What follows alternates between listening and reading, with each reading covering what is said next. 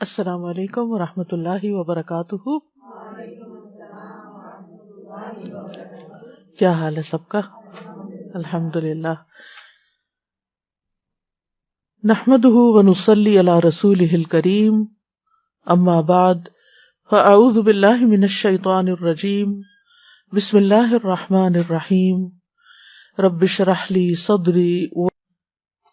اور پھر وہ کلمہ جو تمام انبیاء نے حج کے موقع پر عرفہ میں پڑھا، وہ سب سے بہترین کلمہ جس کو قرار دیا گیا وہ ہے لا الہ الا اللہ وحدہ لا شریک لہ لہ الملک ولہ الحمد وہو علی کل شیء قدیر، کہ اللہ کے سوا کوئی معبود نہیں، وہ اکیلا ہے، ساری بادشاہت اسی کی ہے اور ساری تعریف بھی اسی کی ہے اور وہ ہر چیز پر قادر ہے.